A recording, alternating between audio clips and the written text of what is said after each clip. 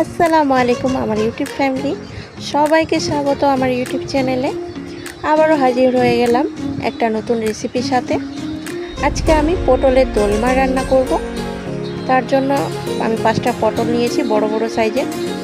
পটলের মুখটা কেটে নিয়ে এক সাইডে ভিতরে বীজগুলো বের করে নেব। একে একে সব এভাবে বের করে নেওয়ার পর আমি পটলের বীজগুলো পেস্ট করে নেব। মিক্সিতে পেস্ট করে নেওয়ার সাথে সাথে এখানে আমি এক টুকরো আদা, একটা রসুন, গোটা রসুন আর সামান্য কিছু কাঁচা লঙ্কা কুচি, কেটে রাখা পটলগুলোর গায়ে উপরে ভিতরে ভালোভাবে লবণ মাখিয়ে নেব। এবারে পটলগুলো একটা কড়াইয়ে তেল গরম করে হালকা ভেজে নেব।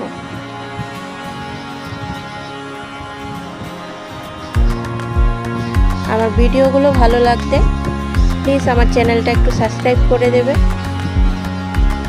পটলগুলো ভাজা হয়ে গেছে। এখানে আমি মাছের ডিম নিয়েছি, সামান্য একটু মাছের ডিমে হলুদ লবণ দিয়ে ডিমটা ভেজে নেব। মাছের ডিমটা ভিতরে কাঁচা যেন না থেকে যায়, তার জন্য আমি ছোট ছোট পিস করে ভালোভাবে ঝরিয়ে নিয়েছি। ভাজা হয়ে গেলে আমি এখানে কয়েকটা সেদ্ধ আলু নিয়েছি, যে তেলের মধ্যে দিয়ে দেব। আর পটলের যে পেস্টটা বানিয়েছিলাম সেটাও দিয়ে দেব। এখানে হলুদ লবণ আর গোটা জিরা দিয়ে আমি কিছুক্ষণ নাড়তে থাকবো। আর সাথে কিছু মশলা এড করব, ধনে গুঁড়া, জিরা গুঁড়া আর সামান্য একটু এলাচ গুঁড়া। এবার ভেজে রাখা ডিমটা সহ আমি কিছুক্ষণের জন্য ভেজে নিয়ে এটাকে ঠান্ডা করে নেব। ঠান্ডা হয়ে যাওয়ার পর পটলের ভিতরে পুরটা আমি এইভাবে ভরে নিতে হবে। সবগুলো একইভাবে এইভাবে ভরে নেওয়ার পর আমি আবারও ভেজে নেব। কড়াইয়ে তেল গরম করে আবারও ভেজে নিতে হবে পটলগুলো খুব সাবধানে ভাজতে হবে। পটলগুলো ভাজার সময় তেলটা ভীষণ ফুটবে, তাতে ভয় করলে চলবে না। ভাজা হয়ে গেলে তুলে নেওয়ার পর এখানে আমি পেঁয়াজ বাটা, 3-4টা কাঁচা লঙ্কা চেরা,